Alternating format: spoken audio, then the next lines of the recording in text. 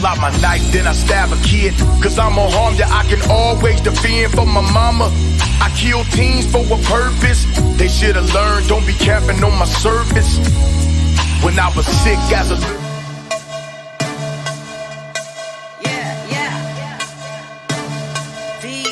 This is Bianna Marie, and you're listening to Hoobazoo.com.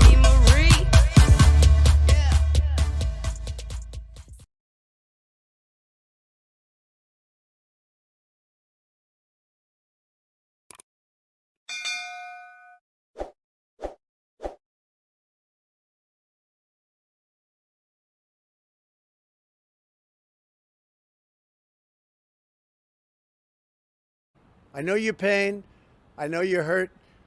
We had an election that was stolen from us. It was a landslide election, and everyone knows it, especially the other side. But you have to go home now. We have to have peace. We have to have law and order. We have to respect our great people in law and order. We don't want anybody hurt. It's a very tough period of time. There's never been a time like this where such a thing happened, where they could take it away from all of us, from me, from you, from our country. This was a fraudulent election, but we can't play into the hands of these people. We have to have peace. So go home. We love you. You're very special. You've seen what happens. You see the way others are treated that are so bad and so evil. I know how you feel. But go home and go home in peace.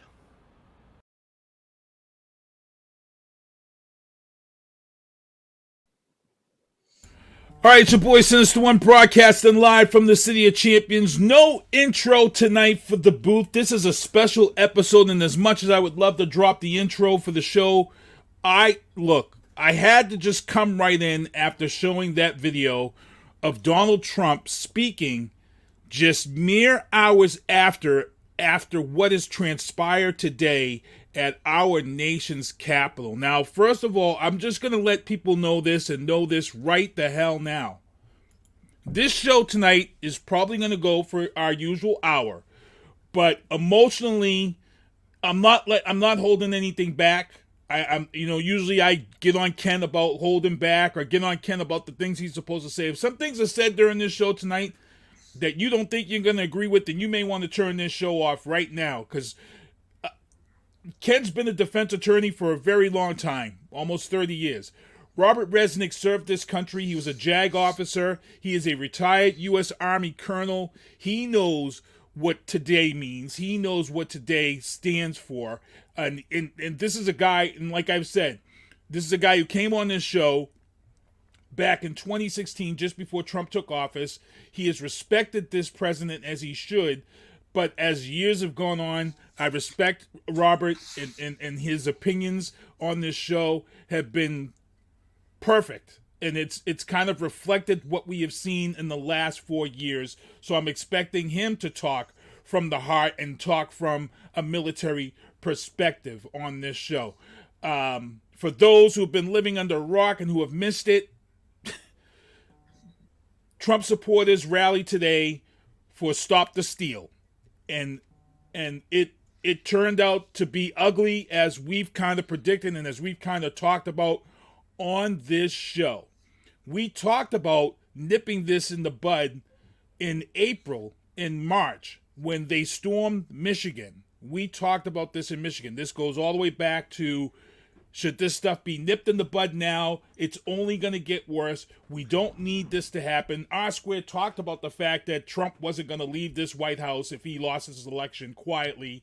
And we need to watch these people. He already had called these people domestic terrorists. And here we have it. As you can see the pictures down in the bottom corner, that our nation's capital was stormed today by what I will now agree with Robert, nothing more than domestic terrorists. I don't care. You can be on Facebook and social media and say that these people are Trump supporters. You can say that they're upset about the election that lost in court over 50 times in court. They lost. There's no evidence of mass voter fraud. There's none.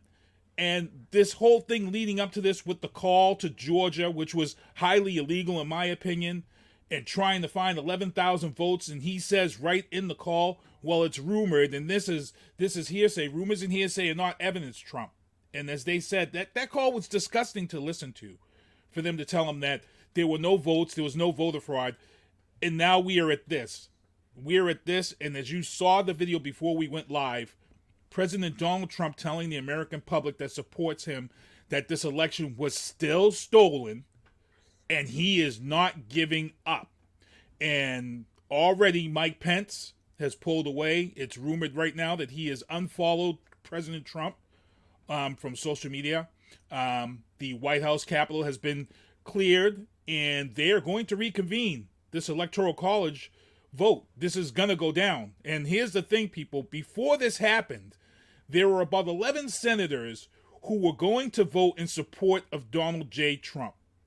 I am dying to wonder where these people will vote now after what has happened. We've now got a dead body on our hands, as the woman who was shot has now died. Ken has reported that they had found 3 IEDs, one confirmed that was in the RNC-DNC. And these people stormed the Capitol. And for anybody out there to say, hey, this is no different than the people who were protesting this summer and burning down Targets and Walmart. No, it's not the same, people. Once you step in the nation's capital and do what was done today, for me, that's an act of treason. That's it. And you know what? I've been on my soapbox right now, but I got to turn it over to the guys who know best. Ken Diesenhof, defense attorney. And I'm going to go with Robert first. R-squared, you've defended our country. You've been in the military for a long time.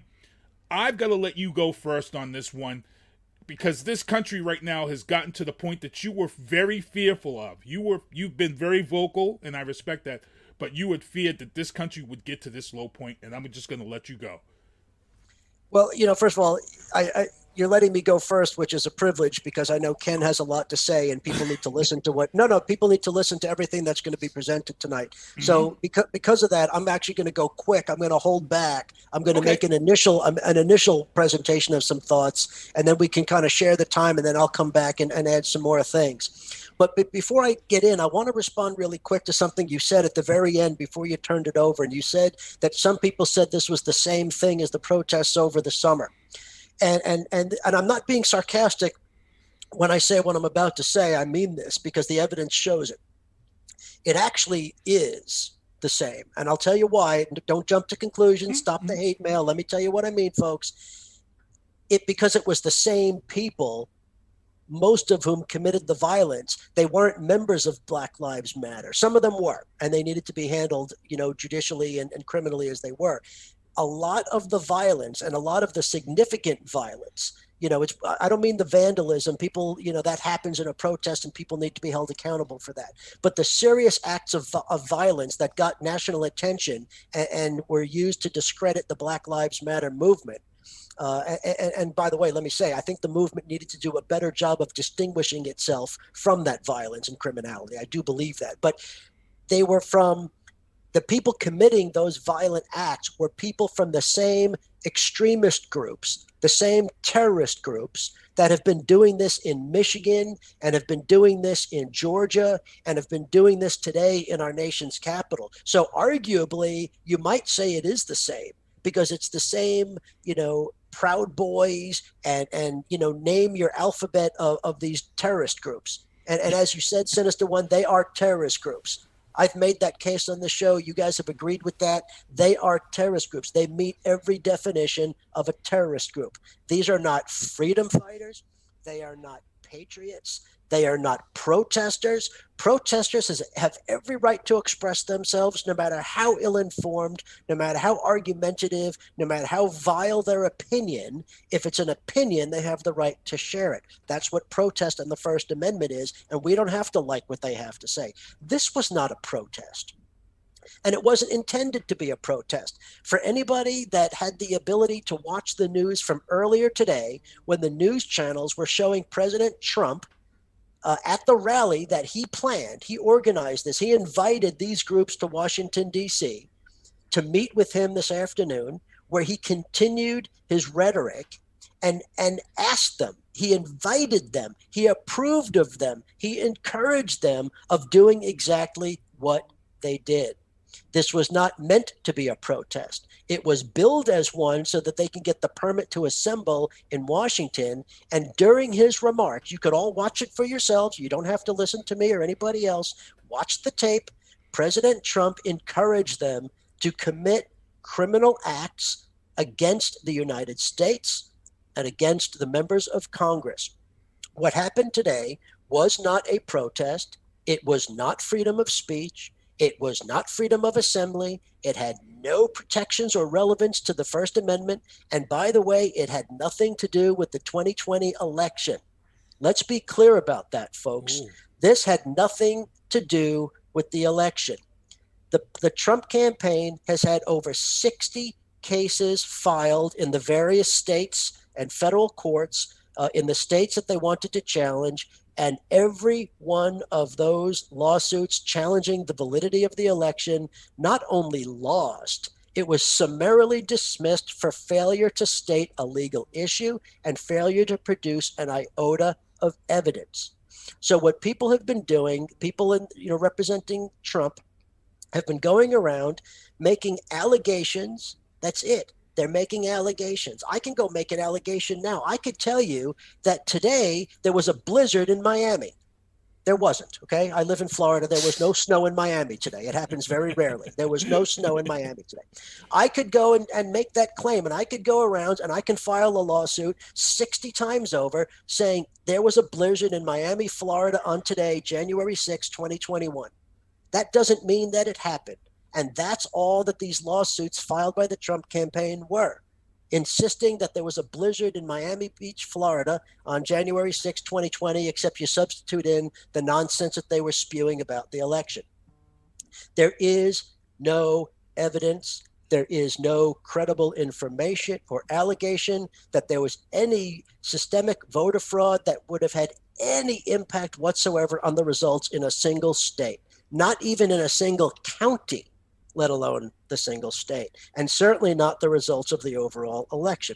We've talked about that on the show. Anybody who has a brain and reads for themselves, you don't have to listen to any commentator, read it for yourself, you know that to be true. So what was going on today? It had nothing to do with the 2020 election. President Trump and all of the people around him know that he lost the election. Now, there are two things that were happening. One, yes, we have talked about this for years. He has mental health problems. He has malignant narcissism. He's got anti-personality disorders. He's got other things. We're not qualified to diagnose him, but we all know that they're true.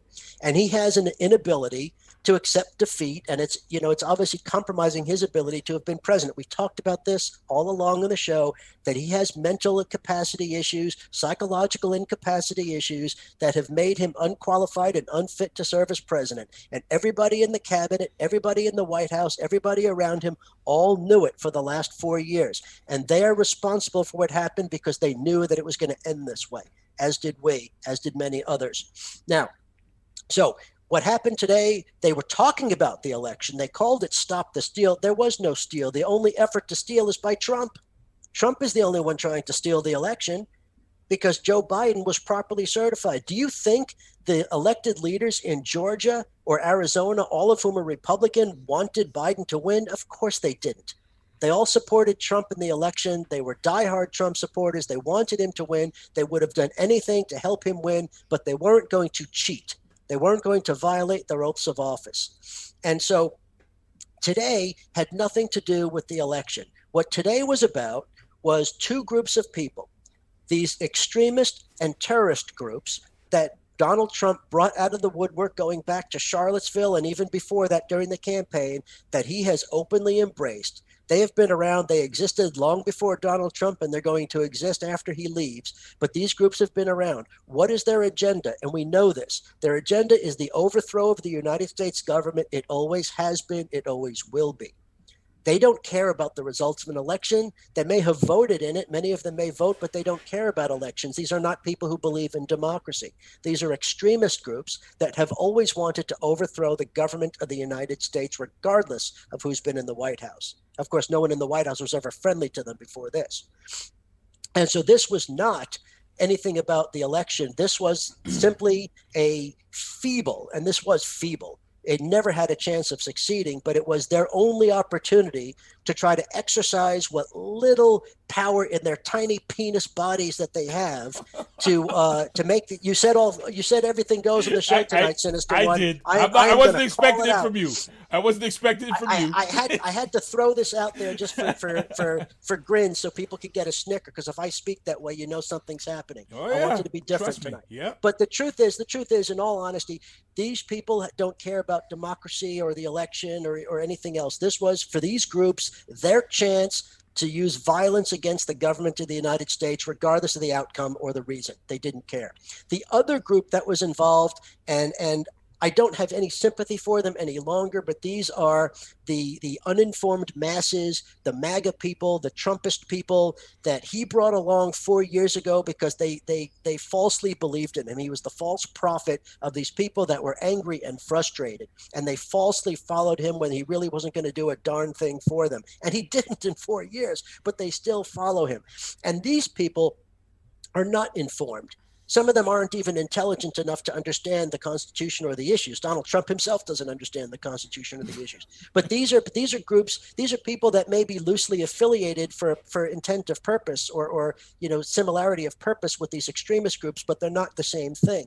These are people who are uninformed, unintelligent, and went around because they were fooled into believing that maybe there was something stolen from them in this election.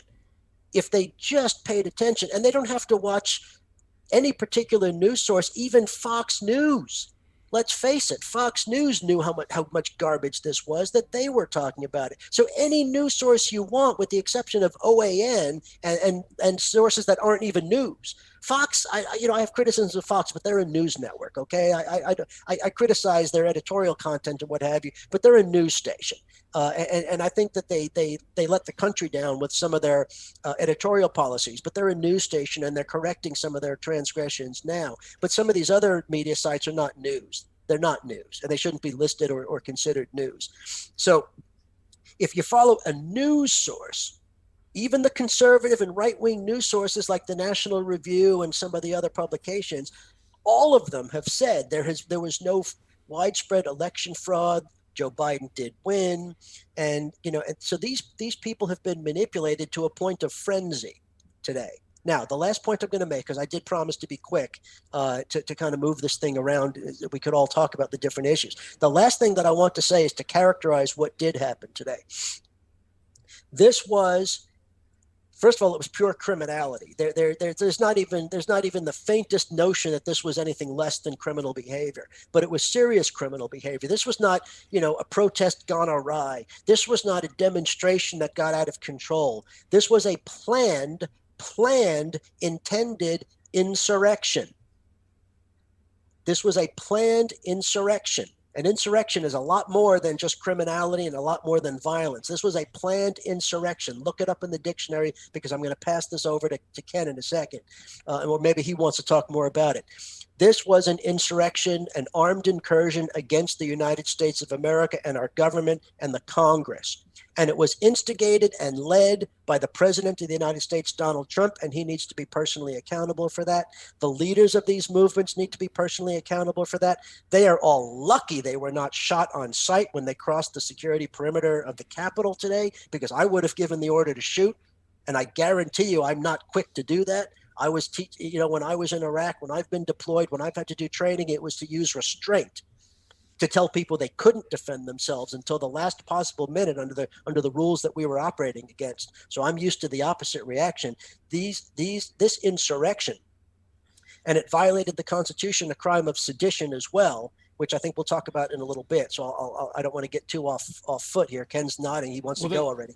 They actually smashed windows and came through the windows of the Capitol. Well, that's vandalism, though. Yeah. And so I'm not excusing it or minimizing it. What I'm saying is this was not, if you watch 5 minutes of it on television, you'd say, oh, well, it was a protest that got out of control. No, this was an attempt at insurrection. It was sedition against the United States. It is among the most serious crimes. It's one of the few crimes even listed in the Constitution of the United States. It's that serious. It is punishable by death. The leaders behind this need to be tried capitally. And if convicted, juries need to sentence them to death. I don't care if you have ACLU members on the jury. They need to sentence these bastards to death. The leaders, not the rank and file that, you can't execute 1,000 people. But the leadership who is behind this, the people who thought, Ken's making faces, but we do have to be judicious in our words and we have to be judicious in our response because not everybody's the same. The people who are behind the IEDs, the people who are behind the physical violence, the people who are the leaders, and the people who violated, the people who broke into the Capitol need to be held accountable in the most serious of crimes, capital crimes, as I've said, and go from there. I'm going to stop because I could go for 2 hours on this and it's not fair. So I'm going to stop. So my question to Ken before he unleashes hell and goes full diesel, Lisa Hammond says, I literally can't stop crying. She says, this is supposed to be the greatest country. And then this, I'm not only angry and embarrassed, but my heart is broken. And there are a lot of Americans who feel that way right now, Lisa. And I'm going to, just before Ken goes, Proud Boys leader Enrique Tarrio, when he landed in Washington on Monday, they got him as soon as he hit the tarmac and left the airport. They stopped him. They arrested him on some BS charge, which I knew was kind of a BS charge, but they did what they did, and the judge banned him from D.C. So they obviously knew that something was up and something was about to happen when they got this guy, Enrique Tarrio, from the Proud Boys. And Trump has been mentioning this group since the rally, since the first debate, and this has been an issue. So, Ken, it's your floor. Okay. Fair warning, because I know all you millennials out there are all too little sensitive, so I want trigger warnings in safe places. So I'm giving you a fair warning, a 5-second countdown, because the rest of the show, I'm going full diesel, the extreme edition. Okay? 5, 4, 3, 2, 1. All right. Listen up. Shut up. I'm only going to say this once. I know more about protesting, election law, and organizations of protest and what you can and cannot do than any of you mofos out there. These are my credentials. I've been active since I was 3 years old. I was part of a one-person protest in Peace Day on October 1st, 1969. I walked up and down my street in Cherry Hill, New Jersey with a peace sign protesting the Vietnam War. I was 3 freaking years old, and my mother has photographs of it. Okay, it's true. He even threw his soiled diaper in protest. That's right. Exactly. They didn't have any medals. That's right. I've either been a member of protest team on the organizational committee or led protests in at least half a dozen jurisdictions, including DC. Okay, I am well versed in what you can and cannot do on a protest. To give you an example, one of the things we were always told, things that I'd go to anybody who's ever gone lectures about protesting is, you stay away from government buildings. You put your toe on a government building, your head's going to get busted, and the people running the protest are going to say, you're on your own. Okay? When I went down to D.C. in 1984 for what we call the Refusnik protests, and at that time, these were Refusniks were Jews in the Soviet Union who had applied for exit visas to immigrate either the United States or Israel, and they were said no and they were harassed. We oftentimes every year on the May Day celebration would go down and protest the Soviet embassy. And we were constantly told, and on 1984, I was the New England youth, one of the New England youth leaders. What? You put your toe on the White House fence gate. You put your toe on the Capitol steps. You put your toe on the Supreme Court building. You're on your own, and you will get your head busted, and we won't help you. Okay? That went double for the Soviet embassy because it's a sovereign goddamn country. Okay? So let's get that straight. And I got to take a point with Colonel Resnick here. I don't support mindless violence in the name of political change. You want to protest, fine. I draw the line at damage to public and private property. I did not support those members of the BLM protests who torched the Starbucks. I didn't support it when they did in Seattle, and I didn't support it when they applauded the WTO. However, and there's a big difference, there's a big however, there's a huge freaking difference between violence on private property and violence on a government building. Okay, I'm sorry. There's a big difference. Don't compare the freaking two. Okay, because a government building is representative of the people of the United States. That means everybody. Private property, you're stupid, you're an idiot, you're going to go to jail, and I'm not going to cry for you. Okay, I don't want to represent you. You're an idiot. You deserve to go to jail. You deserve to have to pay restitution, and not only that, you should be banned from Starbucks. On top of that, that probably hurts them more than anything else. So let's talk about insurrection. Okay, what is insurrection? Insurrection is an armed attempt to overthrow a lawful government. And this, in the United States, an insurrection would be a lawfully elected government, because that's how we have things here. Okay, people? You don't like the election? I don't care. Cry me a river. Put up a candidate. Run yourself the next election cycle. We have them every 2 and 4 year cycles. I think in some jurisdictions you have them every year. I believe since the one the mayor of Brockton at one point was elected on an annual basis, right? And then I know they changed it, or was it 2 year? It was 2 year term, and then it went to 4 year term. So, but okay. It might have been 1 year some early jurisdictions on. Yeah. Right. So my point is, we have term limits. They're called elections. When you walk into a building armed, and these people were armed, let's talk about armed, and interfere with a government process simply because you don't like it, all right, sit on and rotate. You deserve to be shot.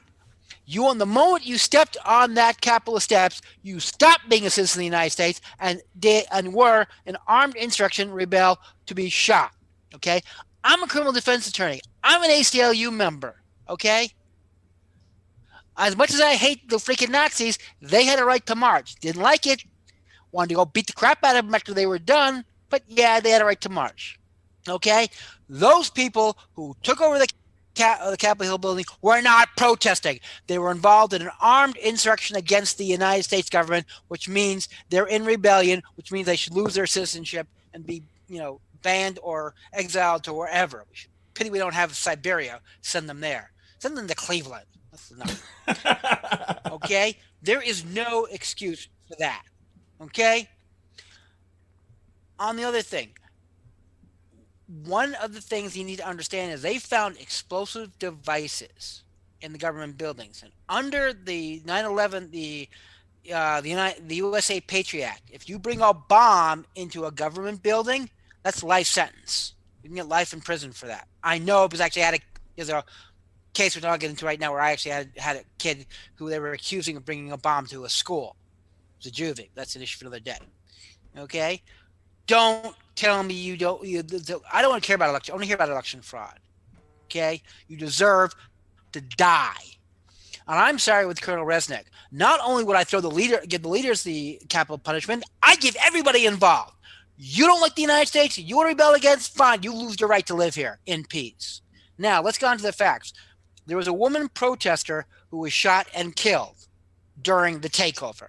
And now I'm going to get very technical here, and I apologize. There's something called the felony murder doctrine. What the felony murder doctrine says that if you are involved in a felony, which insurrection is, and someone dies, even if it's a member of your own party, even if the person shooting them were like a police officer, army person, you will be charged with their murder. Okay? That means every single person who was involved in that protest can now be charged under the felony murder doctrine because it was a giant conspiracy. Conspiracy is an action of two or more people with a general agreement to commit an offense. And I am sorry. This was not a protest that got out of hand. These people brought weapons, they brought explosives, and they purposely breached the security of the U.S. Capitol to stop the certification of the Electoral College. In other words, they were trying to prevent Joe Biden and Kamala Harris from being named the next president and vice president of the United States and to prolong the term of Donald J. Trump. Gentlemen, ladies, Yankee fans, Trump supporters, that's what we call an insurrection. And that's against the law. You don't believe me? May I refer you to 20 U.S.C. 1511, which makes it a federal offense to, by thought, word, or deed, interfere with the voting, tabulating, or certification of any election, state or federal. It's a felony.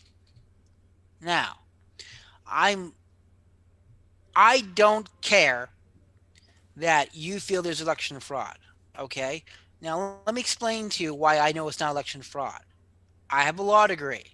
I have a master's of law degree. I've done election voter protection in every presidential election since 2004. That's 16 years, 4 presidential elections.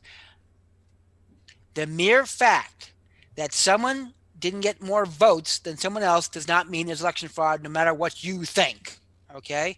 And there are reasons, because the tabulations are done in public. Both campaigns had the right, and in many cases did, have observers in the room where the votes were being tabulated. And they did. Not only that, not one of the 60 lawsuits alluded to by my colleagues, Mr. Sinister One and Colonel Resnick, claimed there was voter fraud. Okay? They never claimed that. What they claimed, there were voting irregularities, mainly in the fact of where the observers were located and what they could see and not see. They also had a complaint about whether certain poll stations were kept open. Now, in most jurisdictions that I know of, and I don't know all 50, the rule of thumb is this: if you are online prior to the poll closing, you have the right to vote, even if you cast your vote after the polls have closed.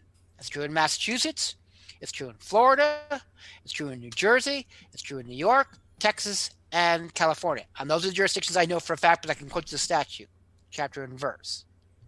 What the Trump people were claiming was these people voted after the polls closed, so they shouldn't be allowed to vote. And the court said, no, they were online, and therefore they were deemed to be in the polling place when the voting took place. There was one case, that happened where the voting, I don't know what the proper term is, the senior poll employee felt that the Trump supporters were getting too close to the counters and made them move 12 feet away, and the court ruled no, the statute said they got to be within 6 feet. That was the one victory they got, and then they were allowed to move them 6 feet closer. Because remember, the counting went over almost 2 weeks. So that was their one victory. Everything else has been denied. Now, these people came loaded for bear. We knew what was going on. Trump has been talking about armed insurrection since 2016. People forget, because he won, and I see Colonel Resnick is shaking his head, that he called out the Second Amendment people to overturn the election in 2016. You want to add something there, Colonel? No, I raised this nodding, point. Not shaking. Oh, okay, nodding. He was in agreement. Okay, so this idea that he wanted to overturn the election is 4 years old. Now, getting to the Colonel's point, those people broke windows. They entered a building illegally, brought firearms and explosives. Now, you may not know this, but it's illegal to bring a firearm or explosives into any federal building unless you are particularly given permission as a member of the military, a security detail, protection detail. There are certain exceptions where private citizens can bring weapons. Generally what they are coming in is like a private security detail for a dignitary, or if we've given a foreign government permission to arm their security force. So the moment you stepped over that line with a firearm, that's one felony. You bring explosive, that's second felony. You trespass, that's a third. You break windows with malicious intent, that's a third felony. We're not even getting the insurrection point yet. Then you have the civil rights violations, okay? When they interfered, because remember, interfering with an election, either the voting, tabulation, certification, is deemed to be a civil rights violation. And you get one count for each person's rights you violate. Now, pop quiz, geniuses, how many senators do we have? Either one. How many? There's 100. Against, or how many representatives? No. How many senators do we exist in the United States Senate? There's two for each state, how many? So it'd be 100 because there's 50 states. Because you got one Republican, right? One Very Democratic. Good. Very good. Okay. Now, how many representatives in the House of Representatives? 435. So when you interfere with all 535 members of Congress voting. That's 535 counts of civil rights violations. Because each person's vote you interfered with is one count. Okay? Yeah, following me yet, people? Now, there's not on this also the damage they did, because we've had unconfirmed reports that they broke glass. I don't know what else they did. They were smoking when they shouldn't be smoking. Yeah, and right now, I'd also argue, and I'm also going to argue 535 counts of kidnapping, because kidnapping is defined as when you, by use of force, detain someone against their will, even if you don't carry them away. It's no requirement for you to carry them away. So when they had a shelter in place, that's kidnapping. Because they now, did I don't go know to how the many tunnels. people were They in had the to building. they had to go to the tunnels. They took them to the tunnels, rushed them out. When you prevent somebody So from that's exercising kidnapping. their liberty of movement, that's kidnapping. Thank you. Yeah. If you prevent somebody from exercising their liberty to move freely, then that's kidnapping. That's the current modern definition of kidnapping. Ken is absolutely right. Sorry to interrupt. Wow. There you go. Just real quick, guys, we do have some breaking news. It has now been announced that Mike Pence was due to speak tomorrow at the RNC. He is now not going to speak. Mitch McConnell has broken completely away from Donald Trump now. He has delivered a speech that is now pretty much, they're done. But as Rob said, for some of these people, it's too late that it had to come to this for people to pull away. And I'm sure you'll get into that when you get your time. Go ahead, Ken.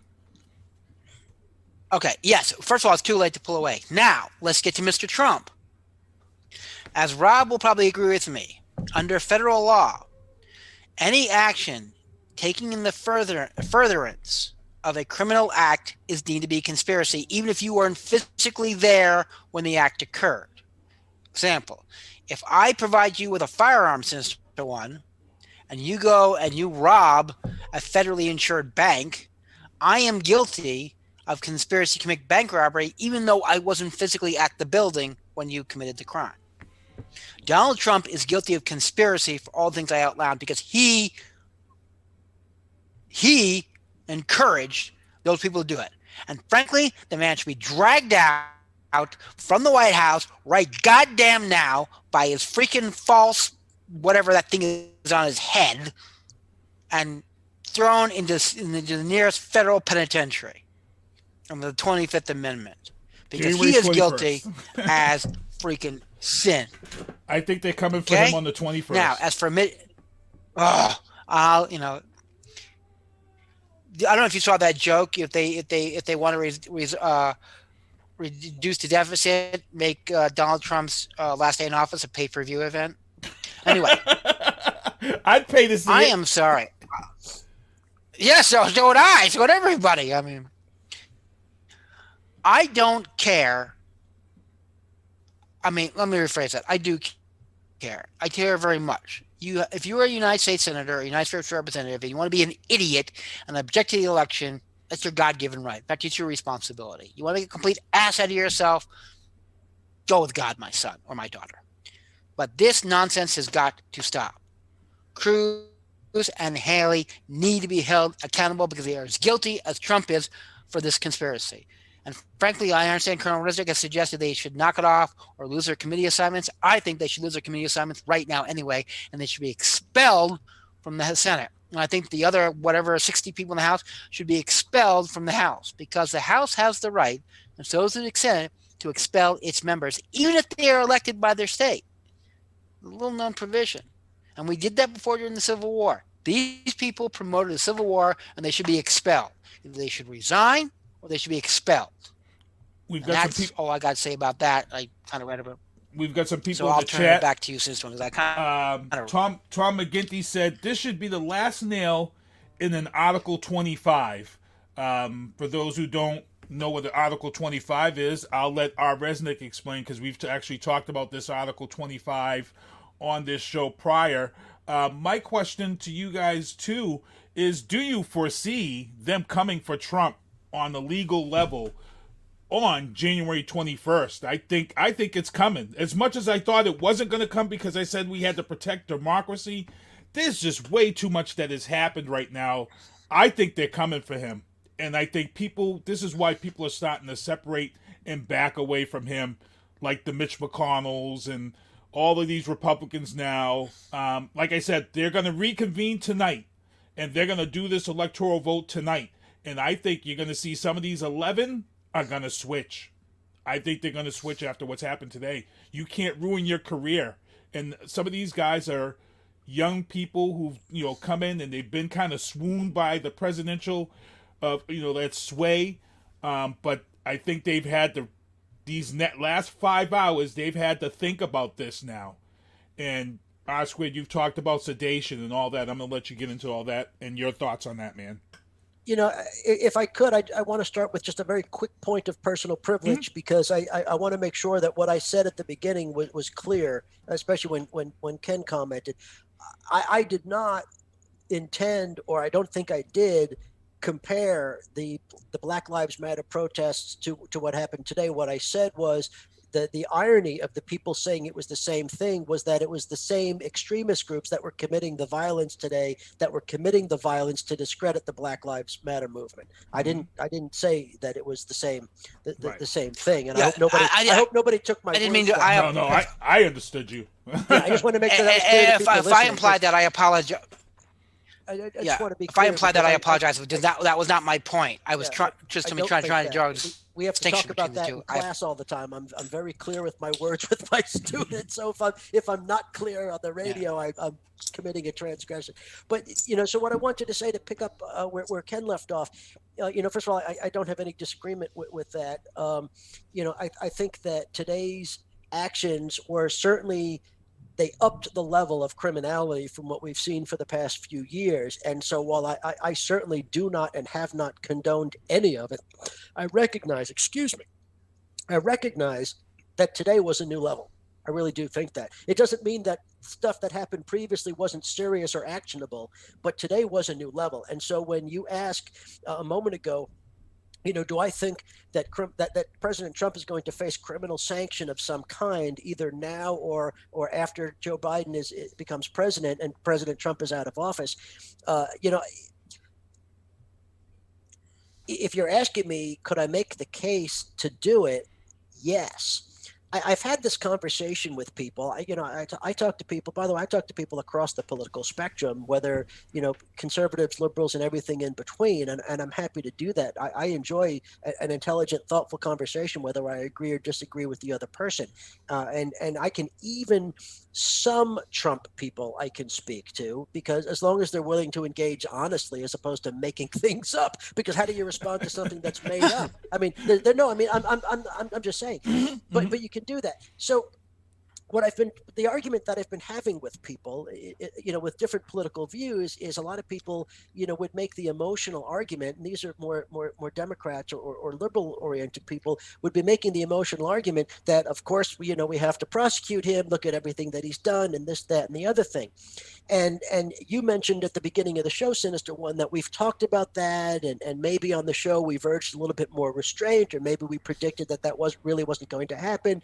You yourself would argue the point about preserving democracy, and it was more important to preserve democracy. Mm-hmm. And I'd like to pick up on that point, if I could, for a moment. Go for it. Because to me, this has been the crux of the arguments that I've been having, or discussions that I've been having with people for a couple of years now. And I've just recently changed my position in the last few weeks. Since the November election, I've changed my position on it. And so I'm going to change stuff that I have earlier said on the show. So let me be clear about my new position and why. And so I always agreed with you on that point. What I said was, if you look just at the 2016 election, lock her up and all of that stuff, people were saying, we don't do that in this country. We don't do that in a democracy. We don't criminalize our political opposition, right? We win at the election. We win at the ballot box. We lose at the ballot, whatever the case may be. We don't criminalize our opponents because we have political differences with them. And we've never prosecuted a president, sitting or former. Bill Clinton, in a civil case, gave up his law license as an aftermath of the Monica Lewinsky thing, but he was never prosecuted. Nobody ever thought about prosecuting him for that. Richard Nixon was pardoned by Gerald Ford, and I don't know that there would have been a prosecution per se. I don't know what would have come of that. So there were a couple of presidents that got themselves into some legal jeopardy, but we have never actually criminally prosecuted a president. We have prosecuted some members of Congress, especially former members of Congress. In fact, President Trump just pardoned a few of them. And so there certainly is the precedent for that. And that is none of those decisions has ever been based on politics. They've been based on bona fide law enforcement investigations and proven criminality. Now, so when we talk about 2016, this whole idea about running a campaign on lock her up, that was very undemocratic, un-American in spirit in how we do things. We don't do that because that was based on political differences. It really wasn't based on her emails. Okay, it just wasn't. And so now, all along, I'm saying if we were, Trump, as we know, everybody keeps saying, you hear it on the news all the time or in things that you read, well, Trump has set a new bar. Trump has set a new low. Just when we thought, and there's just, a few months later, there's another thing. It's like, oh my God, it got even worse again. And people are incredulous at how it can keep happening, right? How does this keep happening? How come nobody could stop it? What could happen? And people have been arguing, this is different. He needs to be arrested. He needs to be prosecuted. He needs to be what have you.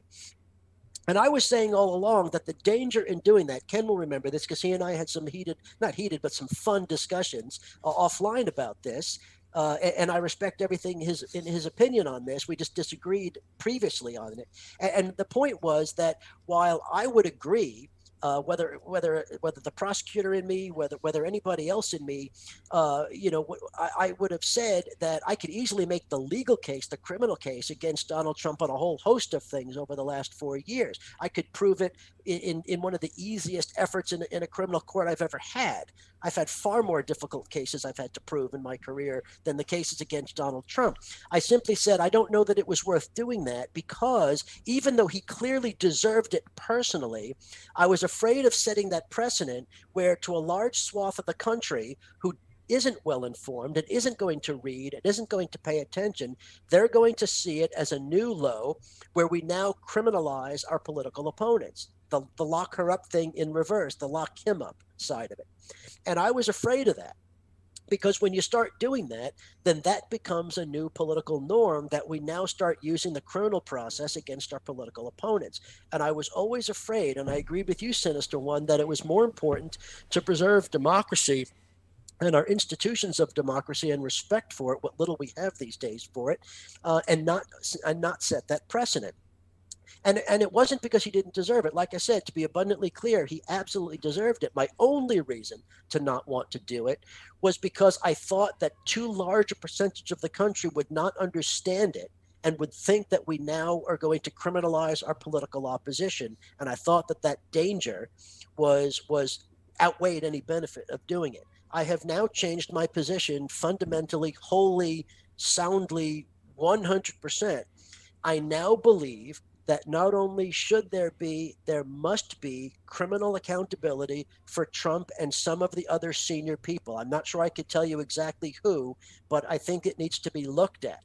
And even though there's still the concern that, he got 70 million votes, the shock of my life is that he got 70 million votes, 74 million, I guess it is at this point. That the shock of my life is that a significant number of those people will see this as what we feared it would be, which is a new political strategy of criminalizing our political opposition. There's just no way around that. I still think that that's a terrible risk and a terrible thing that's going to happen, but I now think that we still have to do it. I don't think that outweighs the need to do this. And we're going to have to do it. We're going to have to take the time in ways that our political leaders have failed to do for decades now, which is explain what they're doing to the American people.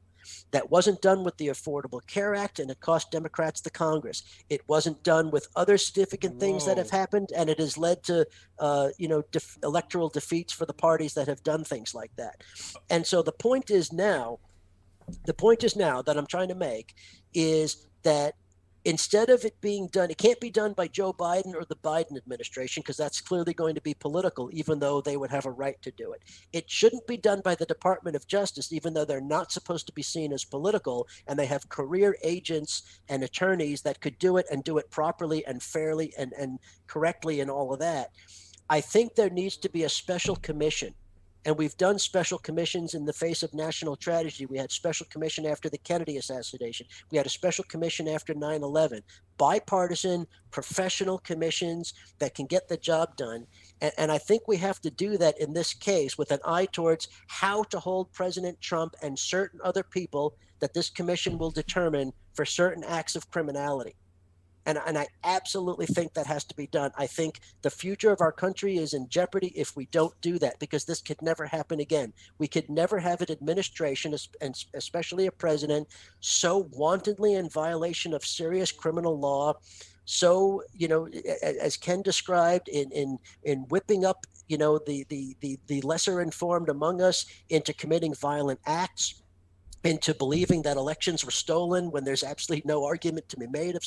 All the damage that he has done will take far longer to repair than it took him to commit. And the only way that this country can eventually get back to on the right track is to hold people accountable for this level of transgression. I absolutely believe it in my heart now that must happen, but it has to be done in the ever so careful and sensitive way by a special commission, a bipartisan commission, carefully picked for people that will take this job seriously, not partisans who will protect the president. Jim Jordan will not be on this commission. Okay, Josh Hawley will not be on this commission. Ted Cruz will be nowhere near this commission. And maybe Republicans don't trust Mitt Romney to be on this commission because they don't think that he has, he might be the other way. But the right, by the way, Maxine Waters will not be on this commission too, okay, from the Democratic side. Obviously, this has to be handpicked people, political people, Department of Justice people, however you want to do it, they have to be carefully picked to have the integrity and the credibility to do this. It must be done. Now, to answer your question real quick, and then I'll stop, you said, is this going to happen on January 21st? No, unfortunately, it will not. It's going to take some time for the Biden administration to get its roots in, and that's the most important thing, is let's get this transition done. Let's get this new administration and this new Congress up and running. We have time. I'm not saying to wait 10 years. God knows that's not acceptable. But it doesn't have to be the first thing that happens on January 21st. It has to happen soon. It has to be done deliberately and properly and credibly, because the American people must accept the validity of whatever decision and result comes of this. I have more to say, but I'm going to stop there. Well, before Ken goes, there's a lot of breaking friggin' news right now. There are a lot of people in the White House that are now coming out the woodwork. Maggie Hagerman, she says sources were briefed on the events. Pence and Trump had a brief argument on the phone. Trump tried to tell Pence how he should handle this certification process. Pence told him that he was not going to go that route. Trump was not happy, and that is when Trump left to process what they say is he went and processed his fury at Pence during that rally that we saw before they stormed the House. This person says that he called on those supporters to march to the Capitol. They are saying that he told them to march. Yep, he did. Another representative is out there. Yeah. Steve Barton is now saying he needs to be impeached and removed. Melania Trump's chief of staff has now dropped in their resignation. Somebody else I just saw also gave their resignation. So this is what has happened today, people, is some serious stuff. People are now dropping their resignations because they don't want to be tied to this shit. No, that's right? crap. That's no, crap. Let me tell you why. Okay. Let me tell you why. Because you've got less than 2 weeks to go. He is done. They ignored 4 years, and you go back to the campaign when it started, so it was over 4 years. They ignored this, and they endorsed it, they supported it, they excused it, they enabled it. all of these things for over 4 years. You cannot tell me that all of a sudden today was the final straw. I got it. I said it a few minutes ago myself that this was a new level of seriousness, a new level of criminality that has substantially changed my mind. And I'm talking about everything since the election, not just today. Today was, of course, significant. But you know what? I don't believe Mitch McConnell. What is it? What do they call that? A foxhole conversion? I don't believe in foxhole conversions. Okay, that's a military term, but I think everybody knows what that means. You don't suddenly find God because you're in a foxhole under fire. Bull blanking blank. Okay. Well, Eric way. Trump and Donald Trump Jr. are going back and forth now on Twitter. Eric Trump has now just threatened every Republican member of Congress over today's vote, while Donald Trump Jr. has now condemned the actions of those who rushed. So now the Trump family is torn over this. And They're this not is, torn. This is part of their well, stunting. I'm just saying on Twitter, Yeah. this is what it looks like. This is what it looks like, as if they're torn. Did they condemn their father? No. Did they No. condemn? Let's face it. They're playing games for their own political machinations. Remember, they both. Eric Trump's wife is planning to run for Senate in North Carolina in 2022. Okay, so Eric Trump is planning to get involved in that, and that explains his behavior. Donald Trump Jr. thinks that somehow he can run for office. He's the biggest piece of garbage in the Trump family. Worse than his father. He is. He's absolutely a piece of garbage. And so he's not going to run for anything. He's not going to. I don't think you could pick a position that he could successfully win at this point. He wouldn't even win a primary.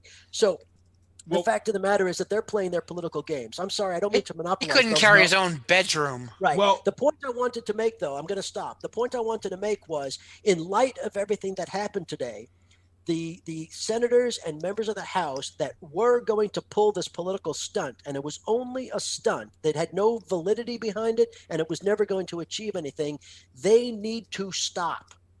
I'm pretty sure What they will happened now. today, well, I don't know that they're going to stop, but what happened today proved the danger that we had said would come from this. And whatever, again, I don't believe there was a single legitimacy behind it, and I think that they all knew exactly what they were doing. They didn't believe in this issue. This was a political stunt for them. The stunt needs to stop. It cannot continue. Now, that's why I said it, and Ken referred to my comment when he was talking, when I said Mitch McConnell and Kevin McCarthy and everybody needs to tell these people, look, we were going to let you have your moment and just kind of delay things for the hours that it was going to take. But after what happened today, you better not. And if you do it, we're going to take sanctions against you. And the short term is you get stripped of your seniority in your committees. The long term is we'll kick you out of Congress. I agree with Ken on that. That's not going to get done immediately. There's a process for that. So what they need to do right now is the leaders can unilaterally strip them of their committees and their seniority. And that has to be put out directly, if it hasn't already, that you will not do this now. The country has just suffered an insurrection today, and it was done because of this rhetoric, because of what you're doing. You are directly responsible. You need to take steps now to fix this by dropping this stunt.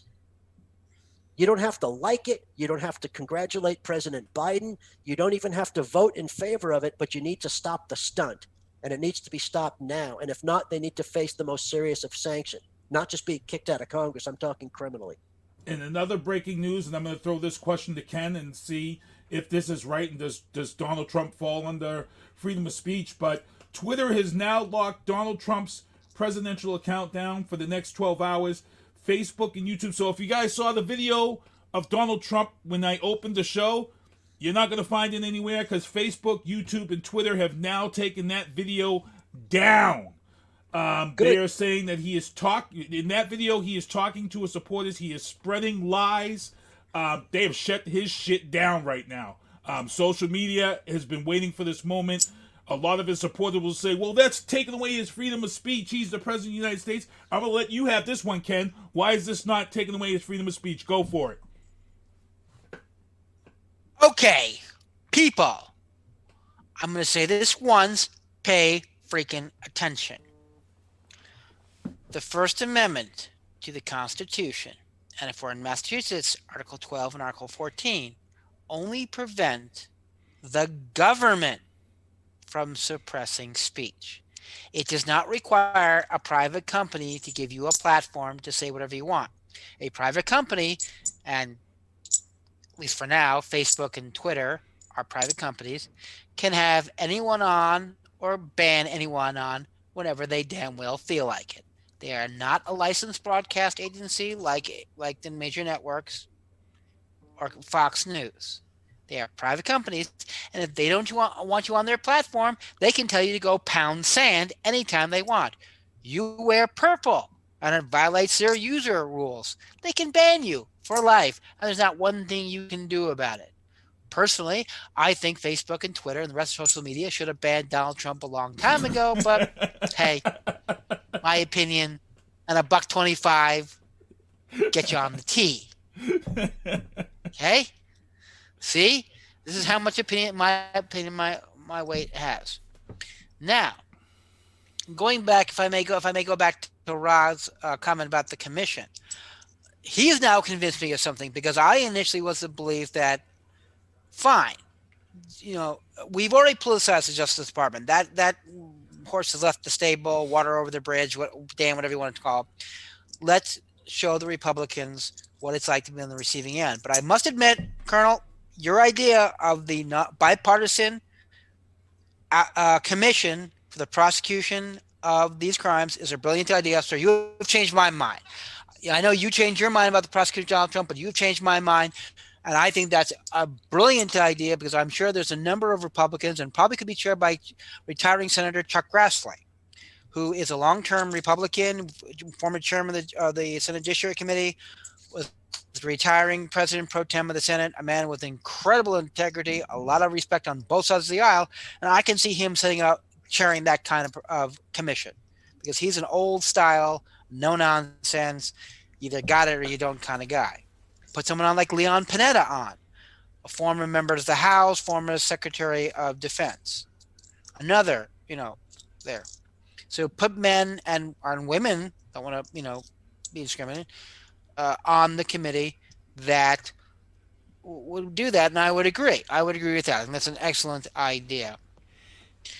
And I also want to say something else about these, Fox, as Colonel called them, foxhole conversions. Was that what you called them? Yes. That was awesome. We called them, when I worked as a Senate aide, we called them confirmation conversions, because the number of people get up and all of a sudden say things different to get through a confirmation process. Guys, too little, too late. The ship has already hit the iceberg. Okay, you've already jumped out the window. You can't come now and say with 2 weeks left, oh, where the hell were you last 4 freaking years, people? I'm sorry, you're all going to jail.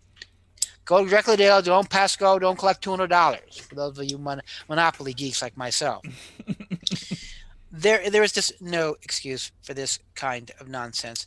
And I'm not surprised, if I may make a comment, I'm not surprised 74 million people voted for Trump. Trump, unfortunately, is an ugly reflection of the underside of American democracy.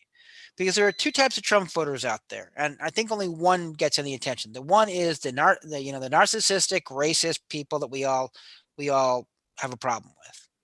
But there's a second group of Trump voters, which is more concerning to me than those, because those people always exist, and those are the ones with legitimate concerns feel that the current economic socio system is geared against the middle and lower classes, and I think they got a point. These are the same people who support Bernie Sanders. Now, you might find that ironic that the same people who support Bernie Sanders would support Donald Trump. And they voted for Trump because they're trying to get him a middle finger to the current ruling class of the current capitalist system or crony system. And they got a point. They kind of got a point. They got to give them that. Those are the people I'm worried about. So, no, I'm not surprised that 74 million people voted for Trump, because they weren't voting for Trump, a lot of them. They were voting against the current system. And they were trying to overturn the apple cart. And to an extent, I think they did. Because if you look at Joe Biden, he's being much more inclusive in his cabinet picks. He's trying to, even though he's pretty much a moderate Democrat, he's reached out to progressive wing of the Democratic Party and said, okay, I hear your pain. You can't get everything, but why don't you come to the table and let's see what we can give you. Let's see what we can work out. To quote my grandfather, don't cry hunger with a loaf of bread under each arm. He's reaching out and saying, hey, let's work together. And he's also reaching out to the more moderate elements of the Republican Party, all two of them, and say, hey, let's work together. Now, for those of you who have also been living under a rock and don't realize this, and I think we all got a couple minutes over. So you don't mind, Sister One, if I may digress from the Trump troubles, as you call them, with your permission. We're just a couple minutes over. Go there ahead. was a senatorial runoff yesterday, and it appears, although the election hasn't been certified, because I know we got two lawyers on here, that the Democratic challengers have won. Okay, we're going to have the son of a sharecropper, the 11th child of a woman who picked cotton in Georgia, and as a former senior pastor at a Baptist church, is going to be one of Georgia's 2 senators, and the other one's going to be a member of the tribe. And let me just say this: I'm 54 years old, guys, and if you had told me when I was born that someday I would say this, I would say that you were crazy. If you told me in 2016 that I would say this, I would still think you're crazy. But today, Georgia, you nailed it. Way to go. Way to give Donald Trump and the rest of those narcissistic, bigoted Republicans the middle finger. Not only electing 2 Democratic senators, not only electing 2 moderately liberal Democratic senators, but a Jew and a black pastor. Man. Well, nailed it. And I'm glad you brought that up. I wanted to mention it as well. So you did it, and I echo your sentiments. I just wanted to add one thing. You certainly had Reverend Warnock's credentials out there, and Ossoff. It's not that he's just Jewish; it's that he's descendants of a Holocaust survivor. His family perished in the Holocaust, and that makes that even more significant. Yes, that is also the story very, behind that. Because when very true. I couldn't when agree. David Perdue, when Yes. the Perdue campaign attacked him in blatant anti-Semitism, that's why that had backlash on it, because it wasn't just here's some Jewish guy running against David Perdue. It has a little bit more sensitivity when his family perished at the hand of the Nazis, and then here you are running anti-Semitic tropes against him. His family experienced the dangers of what those means. How dare they do that? But the other thing that I wanted to say, and this is important. Ken is right that they both secured just enough votes to avoid the automatic runoff, recount. But I think you're going to have recounts because it was close, and they'll demand it and they'll get it, and we'll go through another couple of weeks of Georgia mess, and we can only hope that the Secretary of State and Mr. Sterling and everybody else continues to maintain the level of integrity that they have throughout this process. They have been dignified, they have been professional. They have been a credit to their state, their party, and their professions. And I want to publicly commend them on the show, because these are not people I ever would have found political camaraderie with or voted for or voted similarly with, because other than this controversy that happened, we wouldn't have agreed on anything. They were supporting Perdue. They were supporting Loeffler. They were supporting Trump, and they were doing so fervently, as is their right as Republicans. But the fact that they drew the line on the integrity of the elections tells me that there's hope for everybody, and so I commend them on that. And the thing that struck me as I was watching, and I sent you guys in our private chat, some initial thoughts as the early numbers were coming in yesterday. Demographically speaking, this shouldn't have happened. Demographically speaking, the voting groups that normally would be more Democratic came in low, and the voting groups that normally would be more Republican, certainly were more Trump oriented, had come in higher. And so, not only were the Democrats underdogs, and not only did they have an uphill fight, but then when the demographic breakdowns, the early exit polling came in, this should have gone another way. So here's what happened, and this is what's important. In the aftermath of since the election from now, which is just about 2 months, right? Mm-hmm. Donald Trump's behavior and the behavior of the Republican leadership in supporting him, either indirectly or directly, most of them were directly, some of them just by not stopping him, including Perdue and Loeffler, led to at least a 2% shift of Republicans who voted for Trump and Perdue and Loeffler in November, switching sides in the runoff. That is, I don't know if people understand how rare that is. You may get more people who vote, you may get fewer people who vote, and so the numbers come out a little bit differently based on turnout. In this particular case, turnout was amazing on both sides. The reason that both Warnock and Ossoff won, and it looks like they won. I mean, obviously it has to be certified, like Ken said, but it looks that way, and the margins look like it would be hard for a recount to change the result. The demographics indicate, I'll be interested to see if we can get some formal data. This is what I told you guys this morning. This is what I'm studying, and this is the political scientist in me. This is what I want to see if we can get proof of this. I believe that for them to have pulled out almost these two miracles, it would have required at least about 2% of the Trump Purdue voters to switch to Ossoff, and 2% of the Trump Loeffler voters to switch to Warnock. And I'm pretty certain of that. I spent a lot of time this morning thinking about it until we had to shift gears for this other nonsense. But I'm pretty certain I'm right about that. And there's only one reason that that happened, and that is this post-election BS. You know, this attempt by Trump to subvert the election, to subvert democracy, and it convinced enough of these Republicans that even though they would have normally voted again for the second or third time for Purdue or Loeffler, to vote for the Democrats, even if they had to hold their nose to do it, in direct repudiation of what has happened since Election Day. And that's what happened in this case. And I know some of the pundits said Donald Trump is hurting their own cause, and he did, but I want people to understand how profound that is. Go ahead, Ken. I'm sorry. Yeah, no, I happen to agree with you. I think you're right. I'm a big follower of 538.com. I don't know if you are. For those of you who need a cure for insomnia or are political geeks like myself and Rob and Keith, you might check the site out. They seem to agree with you because they were breaking down the numbers, and they were seeing, as they were coming in, they were seeing an unusually high switch, what they call a switch, or a drift. They call it a drift. They call it a drift of people who were initially supporting Trump, mostly coming in who would call themselves independents. Loeffler and Purdue didn't lose hardcore Republicans. What they lost was mostly is the independent votes, mainly men over the age of 25 without a college education. That big, mushy middle they talk about. That's where they lost, who pretty much went for Trump, but then shifted away after the election. They thought that they can't give an explanation for that. There were a number of factors coming into play. One was Mitch McConnell's refusal to get the $2,000 a month stimulus check. Trump's whole thing, that a number of things applied, but they are claiming but a 1 to 2% drift, as they are calling it, from Loeffler to Purdue, and they thought that was very interesting because that's a key demographic, because if that's the demographic the Democrats can get, and they can keep their base, they could turn a lot more states south blue, because right now they only need a 3% drift in Texas to turn Texas blue.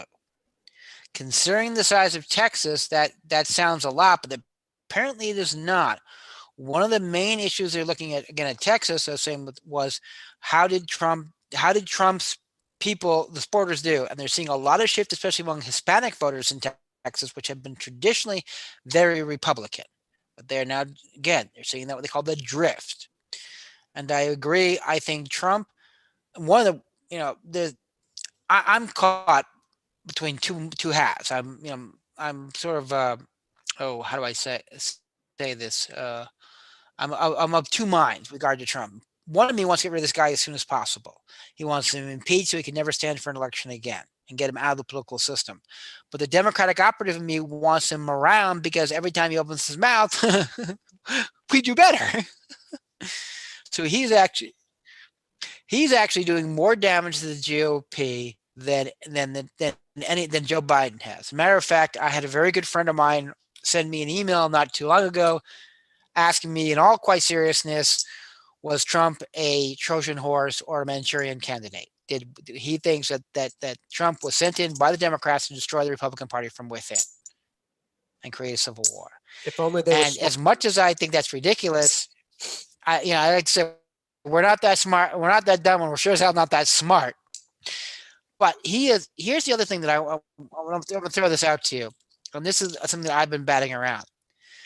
There's a big difference in my mind from people who support Trump. I'm talking about the hardcore Trump supporters, the insurrectionists we talked about today, and the Republican Party. I don't think the people that Trump appeals to are necessarily going to support the Republican Party after he's gone. Would you disagree or agree with me on that, guys? I think they won't be loyal to the Republican Party. I don't know that they would go Democrat, especially after all the rhetoric that Trump and total war aspect of Trump's politics. So did they stay home? I don't know. I think it's going to be very complicated. Well, no. The other question is because we had a private. For those of you heard this before, the three of us have a private chat that we talk about offline all the time, and one of the things that Rob has been beating the drum on this for many years. In fact, even before we started the show, was the need for a third party in American politics. And I've always maintained that's going to be impossible because we don't have parties in this country. We have two blocks, the Republican bloc and the Democratic bloc. But here's my question. Do you think it's possible that a Trump or a Trump surrogate could create like a very small third party, which I think would play havoc with the Republicans because they would siphon off votes from Republican candidates? Vis-a-vis the Dixiecrat party that Strom Thurmond founded in 66, I think it was 68. 68. All right. But I'm thinking that maybe that section of the Republican Party breaks off and forms its own political party because they feel betrayed by the Republican Party. I don't know that it would be big enough to have an impact. Really, I just don't see it in a big enough way to have an impact. What do you think, Sinister One?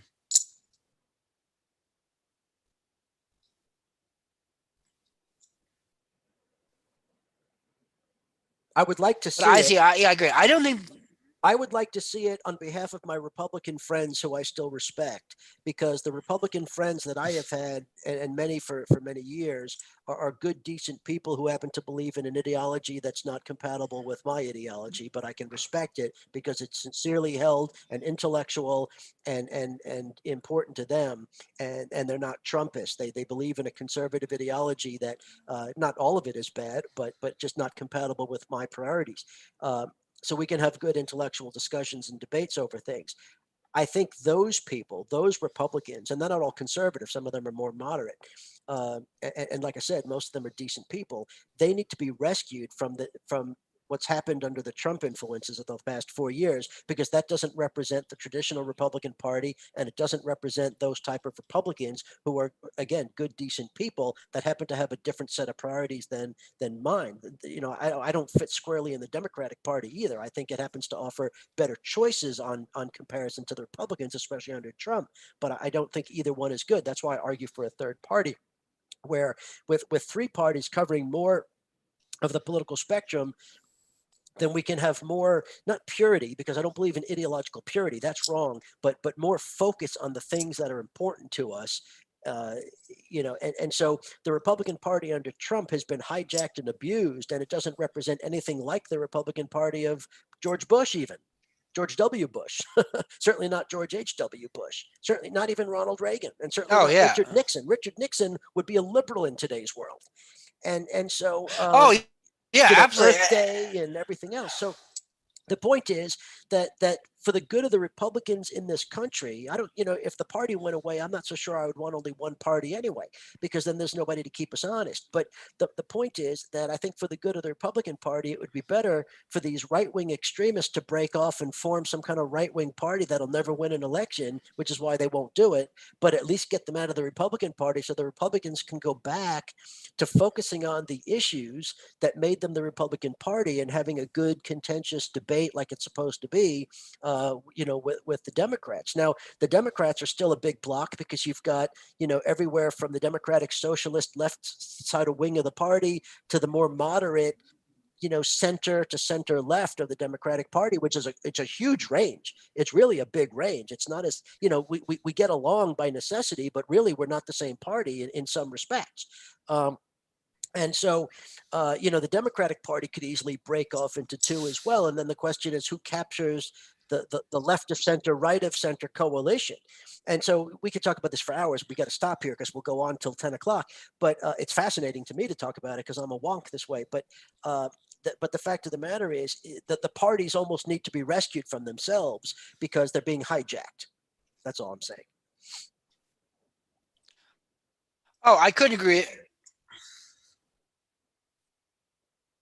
While these guys were talking, I transitioned just to let you know that the Congress has resumed.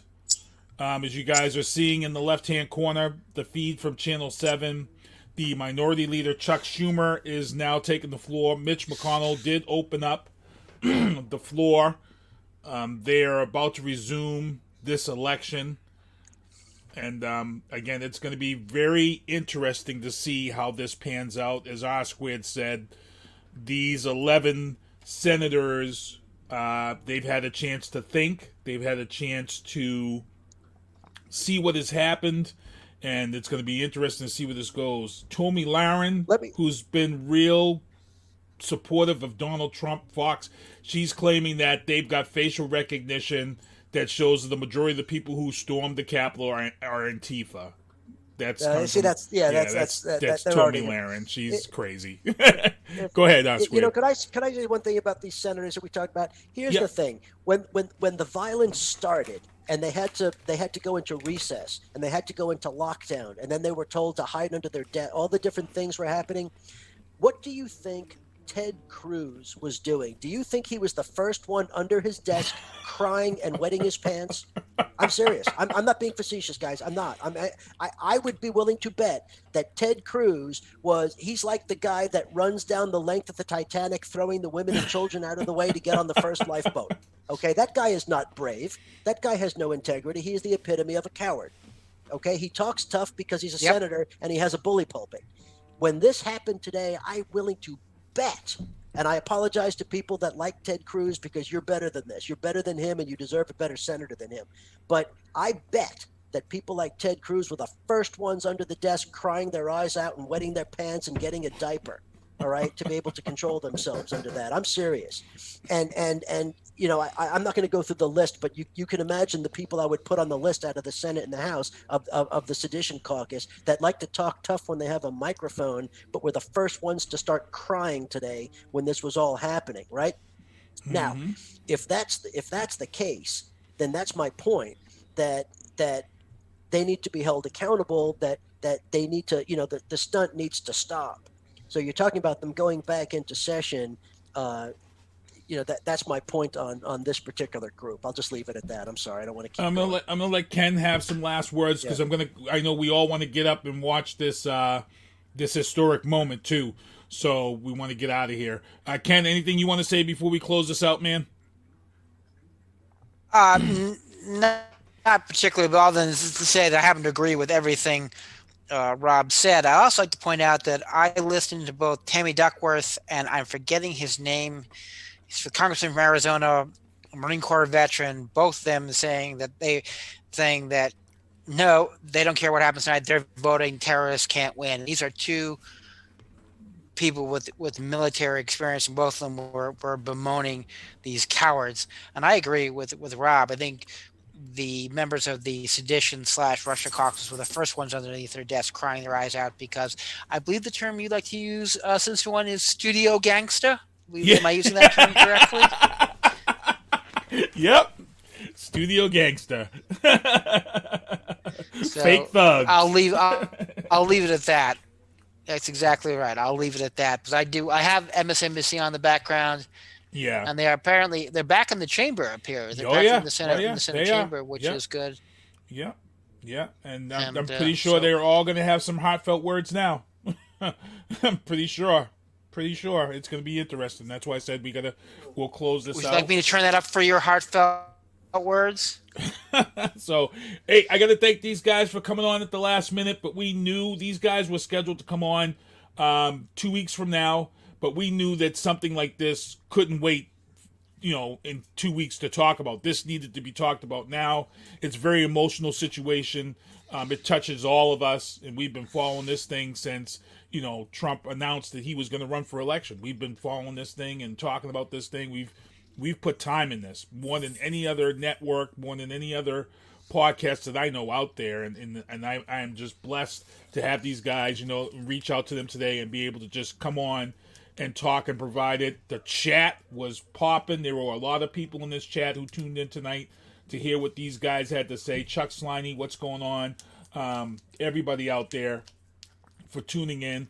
And I'm just going to, before I let SpongeBob say goodbye, I just want R-Squared to say what he usually says, because what you've been saying at the end of every show about people being informed and making their own decisions, I think has led right up to this moment. I think it speaks volumes. And who would have ever thought that something you had closed out with week after week after week is right where we are right now. So I'm just going to let you say what you got to say, and then we're going to let SpongeBob take us home. Well, like what I always used to say was just make sure you stay informed, read multiple sources, read credible sources, form your own opinions. But here's the thing. What happened today was exactly the result of misinformation. It's exactly what happens when people don't keep themselves informed, when people allow themselves to be fooled and manipulated, when they're willfully stupid.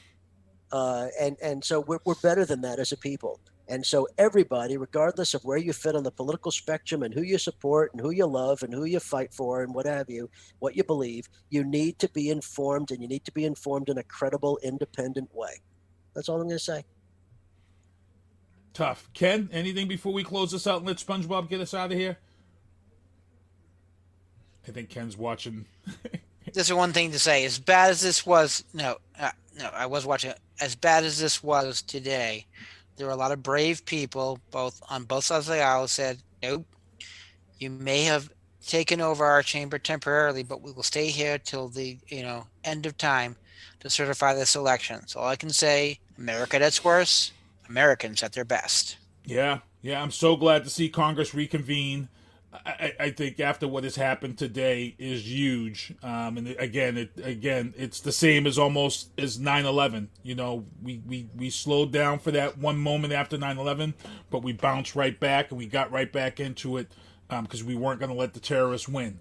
And here we are right now, domestic terrorism in our faces, and it's just a historic, sad day. Dennis Donahue, I see you in the chat. Thank you for your service. I know you're a Trump guy. If you can, I just want to see in the chat what your thoughts were on today. Being the guy from the military and seeing the country get to this level, that'd be great. But other than that, I got to thank these guys for coming on the show. They will. You guys still going to come on the Tuesday before the inauguration? Absolutely, yeah. Okay, all right, cool. Yeah. All right, so these guys will be back on Tuesday. In 2 weeks, we're going to be talking about this inauguration. Hopefully this stuff is kind of calmed down. Hopefully it just doesn't get crazy. I would hope it doesn't get crazy. I hope this is just the lowest point we can build on it. Joe Biden has stepped forward. He has said what he's had to say. I think it was very classy what he has said. I'm waiting to hear from Kamala Harris. But as I said, a lot of people are now pulling away. And I'm going to let SpongeBob get us out of here so we can get on and see how this session that is reconvened. Thanks, guys, for coming on with me. SpongeBob, do me a favor. Take us home. Well, see you next Tuesday. Thank you for listening to The Booth on Hoobazoo and HatcherRadio.com. Please follow the Facebook page and subscribe to the podcast at Apple Podcast, iHeartRadio, and Spotify. The Booth is a Sinister One production hosted by Sinister One. I've got to start hanging out with friends that are a little more intelligent and understand politics and stuff. It's just that I'm up on this level up here, and all my friends are down here. Me, nah. You guys, nah. Maybe a little more down in here. Screw you guys, I'm going home. I smoke, I drink, I do my thing. These bitches hating, so you know I got to make it plain. Don't do cocaine with your chick, my main. We stick together, true forever, yeah, you know we bang. I miss those days, which was easy. If only I make it, bitch, don't repeat. Now that I done upgraded, I've been upstate, and y'all think I'm playing. And I got a hit now for these weak assholes who think I ain't slaying. Try me, and I'll probably end up laughing, cause I never back down. I'm that chick with a clean ass whip, I don't need that shit, I got my own now. I get hurt, I get tired of fussing, fighting, guess I gotta crack down. Don't mess with me, cause on everything, I'ma have to bring the whole city out. WHOOBAZOO, that's Hoobazoo.com. Enter website.